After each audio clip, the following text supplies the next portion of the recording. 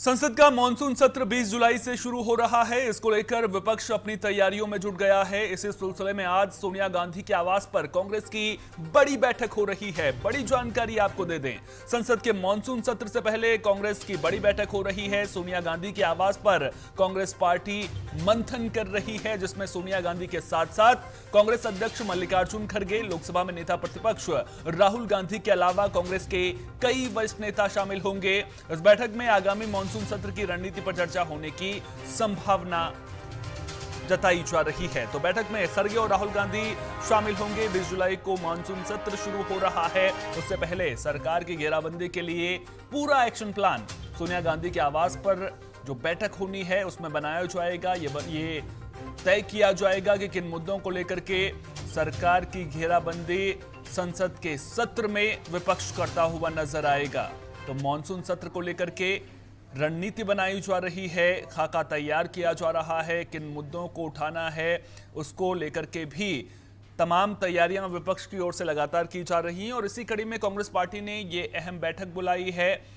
सोनिया गांधी के आवास पर यह बैठक होनी है, जिसमें यह तय किया जाएगा कि वो कौन कौन से मुद्दे होंगे जो संसद में उठाए जाएंगे। ज्यादा जानकारी के साथ हमारी सहयोगी अपराजिता हमारे साथ में लाइव जुड़ चुके हैं। अपराजिता, सोनिया गांधी के आवास पर कांग्रेस पार्टी की बड़ी बैठक, किन मुद्दों को प्राथमिकता कांग्रेस पार्टी देती हुई नजर आ सकती है और कौन कौन इस बैठक में शामिल होने वाला है? बिल्कुल, देखिए सोहन, आपको बता दें कि बैठक अब शुरू हो चुकी है और धीरे धीरे जो तमाम बड़े नेता हैं कांग्रेस के वो 10 जनपद रोड पहुंच चुके हैं। सोनिया गांधी के आवास पर यह बैठक है, जिसमें मुख्य रूप से कांग्रेस अध्यक्ष मल्लिकार्जुन खड़गे, कांग्रेस महासचिव संगठन के केसी वेणुगोपाल, राहुल गांधी सब मौजूद रहेंगे। इसके अलावा तमाम वरिष्ठ नेता, जैसे अगर मैं बात करूं कि कौन कौन से नेता वहां पहुंच चुके हैं, तो उसमें प्रमोद तिवारी, मनीष तिवारी, उसके साथ साथ के सुरेश, तारिक अनवर, गौरव गोगोई, ये सब वहां पर पहुंच चुके हैं। और अब ये बैठक स्टार्ट होने वाली है। जैसा हम सब जानते हैं कि 20 तारीख को मॉनसून सत्र स्टार्ट होने वाला है, उसके पहले कांग्रेस लगातार बैठक कर रही है। हालांकि जो ये बैठकें हो रही हैं पंजाब को भी लेकर के हो रही हैं, लेकिन आज सोनिया गांधी के आवास पर जो ये बैठक होने जा रही है उसका मुख्य उद्देश्य है स्ट्रैटेजिक बनाना, यानी कि जो मॉनसून सत्र में जो स्ट्रैटेजिक क्या होंगे, रणनीति क्या होंगी और किस मुद्दों पर सरकार को घेरा जाएगा, इन तमाम ऐसे जो कह रहे हैं उन सब पर आज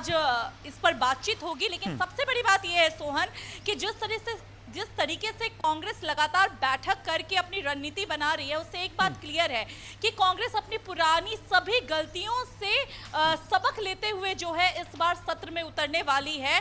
और जो आप मुद्दों की बात कर रहे हैं, तो देखिए सबसे ज्यादा इस बार चर्चा है, जैसा कि किरण रिजिजू ने भी बताया कि इस बार जो संसद में मॉनसून सत्र स्टार्ट होने वाला है उसमें मुख्य रूप से चर्चा होगी डिलिमिटेशन, जिसकी सबसे ज्यादा चर्चा है, यानी परिसीमन। उसके अलावा महिला आरक्षण पर जो अभी पिछले बार देखे थे कि हंगामा हुआ था, तो उसमें संशोधन बिल पर बात हो सकती है। फिर वन नेशन वन इलेक्शन, ये सब तमाम ऐसे मुद्दे हैं जिसको सत्ता पक्ष प्राथमिकता देगी, यानी कि राष्ट्रीय लेवल के मुद्दे को उठाने की कोशिश करेगी। लेकिन वहीं अगर कांग्रेस की बात करें तो कांग्रेस जो लगातार कई तमाम ऐसे मुद्दे हैं, जैसे NEET paper leak, Ayodhya Ram मंदिर, इसके अलावा महंगाई, petrol diesel, India US trade deal, जो भी ये सारे मुद्दे हैं जिसको लगातार उठाते हुए आ रहा है, उसको संसद में लाते हुए सत्ता पक्ष को घेरने की कोशिश करेगा। तो ये जो स्ट्रैटेजिक बनाए जा रहे हैं उसमें ये सारे मुद्दे तो होंगे ही, लेकिन इसके अलावा जो तमाम आज वरिष्ठ नेताओं को बुलाया गया है सोनिया गांधी के आवास पे जो बैठक चल रही है, इसमें कोई दो राय नहीं कि एकजुटता को भी प्राथमिकता देने की बातें की गई हैं कि लगातार गुटबाजी की खबरें आ रही हैं।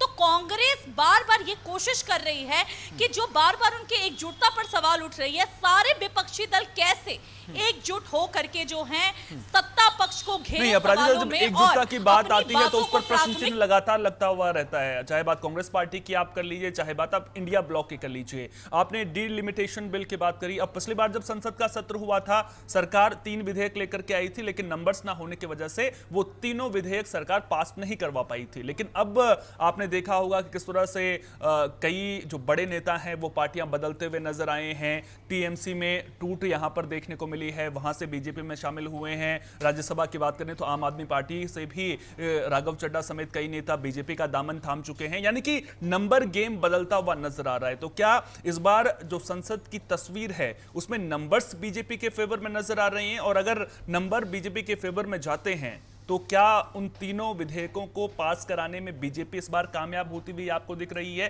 कैसे कांग्रेस पार्टी रोकेगी, इसको लेकर के भी मंथन होगा आज। बिल्कुल, देखिए सोहन, इसमें ना अगर आप देखिए तो इसके ना दो अलग अलग पहलू हैं। पहला अगर आप देखिए तो जिस तरीके से बीजेपी लगातार सांसदों को विपक्ष से बटोरने में लगी हुई है, वो चाहती है कि सारे सांसद एक साथ अगर बीजेपी में शामिल होते हैं, एनडीए में शामिल होते हैं, तो उन्हें विपक्ष की आवश्यकता नहीं पड़ेगी बहुमत प्राप्त करने के लिए। तो एक तो कोशिश की जा रही है बीजेपी की तरफ से कि वो सभी सांसदों को अपने तरफ लाए, अपने खेमे में लाए, ताकि आगे अगर कोई भी विधेयक लाना हो तो उसको आसानी से पारित किया जा सके। लेकिन अभी भी उनके पास जो है कुछ सांसदों की कमी है, तो उनको विपक्ष का दामन जो है, विपक्ष के साथ उनको चलना पड़ेगा। और वहीं दूसरी तरफ अगर आप कांग्रेस की रणनीति की बात करें तो यही रणनीति बनाई जा रही है, यही स्ट्रेटेजिक अपनाया जा रहा है कि किस तरीके से वो जो है इस पर खंडन कर सके, यानी कि एकजुटता, जो एकजुटता की बातें मैं बार बार कर रही हूं, कांग्रेस अब उस पर आप देख रहे होंगे, तो अगर आप ध्यान देंगे तो उस पर ज्यादा गौर फरमाती हुई नजर आ रही है, क्योंकि एकजुटता नहीं होने की वजह से ही जितने सांसद हैं वो कई खेमों में बट गए और बीजेपी में शामिल हो गए। तो अब उस पर जोर दिया जा रहा है कि किस तरीके से तमाम विपक्षी दल जो है वो एकजुट हो और सबके बातों का ध्यान रखा जाए, ताकि कोई रुष्ट होकर के उधर ना चला जाए जैसा बार बार हो रहा है। तो यही रणनीति है कांग्रेस की भी, जिस पर लगातार बातचीत हो रही है। अब देखिए, जैसे यहाँ पर एग्जाम्पल के तौर पर ले लीजिए कि लगातार 2027 में जो पंजाब का चुनाव होना है, उसको लेकर के कांग्रेस लगातार रणनीति बना रही है, बैठक पे बैठक कर रही है। तो इसके सबसे बड़े कारण है कि पंजाब के अंदर से जो है गुटबाजी की खबरें आ रही हैं कि तमाम जो आपस में नेता हैं, जैसे कि हम भूपेश बघेल की बात कर ले, या फिर हम बात कर ले जो वहां के अध्यक्ष हैं, या फिर हम चन्नी की बात कर ले, ये सब आपस में जो है कहीं ना कहीं नाराजगी दिख रही थी। जो हाई कमान तक बातें पहुंची थी, तो उनके बीच में साझेदारी के लिए इन लोग को दिल्ली बुलाया गया। तो ये कहीं ना कहीं सवाल एकजुटता पर उठ रहा है और हाई कमान ये कोशिश कर रहा है कि किसी तरीके से आपस में समन्वय बैठाया जाए, ताकि एकजुटता पर जो सवाल उठ रहे हैं वो ना उठे। तो सबसे बड़ी इनकी जो रणनीति होगी वो होगी एकता। अगर ये एकजुट नहीं रहते हैं तो इसमें कोई दोराहे नहीं है कि बीजेपी जिस तरीके से फूट डाल करके अपने खेमे में कर ले रही है सांसदों को, वो आगे भी कर सकती है। कई तमाम ऐसे नेता हैं जिनकी चर्चा आई है पंजाब से भी कि वो बीजेपी में शामिल हो सकते हैं। तो कांग्रेस अब रिस्क नहीं लेना चाहती है, इसलिए लगातार बैठक पर बैठक हो रही है। और 20 तारीख को जो मॉनसून सत्र होने वाला है, ठीक उसके एक दिन पहले 19 तारीख को जो सर्वदलीय बैठक होगी, उसके पहले कांग्रेस अपनी बैठक फिर करेगी और उसके बाद इंडिया ब्लॉक के साथ भी बैठक करेगी। मतलब साफ है कि ये जो बार बार बैठकें हो रही हैं, कहीं ना कहीं ये ध्यान रखने की कोशिश की जा रही है कि किसी को कोई नाराजगी तो नहीं है, क्या सबकी बातों को महत्व दिया जा रहा है। तो ये सारी रणनीति के तहत कांग्रेस इस बार मॉनसून सत्र में उतर सकती है। लेकिन देखना ये दिलचस्प होगा कि हर बार की तरह तीखी नोकझोंक देखने को मिलती है, या फिर जनता के मुद्दों को महत्व दिया जाता है, या फिर हर बार की तरह राहुल गांधी वही कहते हुए नजर आते हैं कि हमें बोलने नहीं दिया जाता। ये तो तमाम चीजें मॉनसून सत्र में शुरू होने के बाद ही पता चलेगी सोहन। लेकिन फिलहाल मॉनसून सत्र का सबको इंतजार है, क्योंकि कई तमाम ऐसे मुद्दे हैं जिस पर जनता की भी निगाहें हैं कि आखिर क्या कुछ निकल करके सामने आता है। और जनता की नजरें इस बात पर भी हैं अपराजिता की कांग्रेस पार्टी जो विपक्षी मुख्य पार्टी है, वो जनता के मुद्दों को कितने जोड़ शोर के साथ में सदन के पटल पर रखती है। एक और अहम चीज, धर्मेंद्र प्रधान के इस्तीफे को लेकर के भी कांग्रेस पार्टी लगातार मुखर है। कॉकरोच जनता पार्टी का प्रदर्शन भी लगातार देखने को मिल रहा है। क्या इस मुद्दे की गूंज भी संसद सत्र के दौरान सुनाई देगी और इसको लेकर के कांग्रेस पार्टी कोई खास रणनीति बनाती हुई नजर आ रही है? बिल्कुल बिल्कुल, जैसा मैंने आपको कहा कि नीट पेपर लीक का मामला ऐसा है जिस कहीं से भी थमने का नाम नहीं ले रहा है। कांग्रेस लगातार उसको भुनाने की कोशिश कर रही है। लेकिन अगर इसके अलग पहलू को देखिए तो इस नीट पेपर लीक के मामले में कॉकरोच जनता पार्टी जो है वो मैदान में उतरी हुई है। लेकिन कॉकरोच जनता पार्टी को उतना तवज्जो नहीं दिया जा रहा है सोहन। तवज्जो दिया जा रहा है सोनम वांगचुक के अनशन को, और लगातार सोनम वांगचुक जो है 18 से 19 दिन अब उनको हो गए अनशन को लेकर के, तब अब ट्वीट पर ट्वीट किए जा रहे हैं। और कई तमाम बड़े नेता, जैसे कि हम बात कर ले चंद्रशेखर जो नगीना के सांसद हैं, केजरीवाल, आतिशी, सब उनसे नहीं, ये मिलने तमाम के लिए आ लोग रहे हैं। तो जंतर मंतर पर पहुंच रहे हैं और लगातार सोनम वांगचुक के स्वास्थ्य की अपडेट भी ले रहे हैं। लेकिन कांग्रेस पार्टी की भूमिका को लेकर के मैं आपसे जानना चाह रहा हूं, क्योंकि जब सदन के पटल पर बात रखनी होगी तो कांग्रेस पार्टी को वो बात मुखरता से रखनी होगी, इंडिया ब्लॉक को वो बात मुखरता से रखनी होगी। तो क्या इसको लेकर के कोई ठोस प्लान कांग्रेस पार्टी की ओर से बनाया जा रहा है, या फिर यूं कहें कि इस मुद्दे की गूंज इतनी होगी कि बाकी सारे मुद्दे दब जाएंगे मॉनसून सत्र के दौरान? नहीं, बिल्कुल सोहन, देखिए बिल्कुल जायज सवाल है ये, लेकिन जिस नीट पेपर लीक की बात हम कर रहे हैं कि धर्मेंद्र प्रधान के इस्तीफा को लेकर कांग्रेस लगातार मुखर हो रही है, इसको बहुत बुलंदी के साथ उठा रही है। अभी भी कांग्रेस जो है इस मुद्दे को कहीं से भी दबने नहीं देना चाहती है। राहुल गांधी कोटा पहुंचते हैं छात्र संवाद में और बहुत भारी भीड़ वहां पर दिखती है, जमावड़ा दिखता है छात्रों का।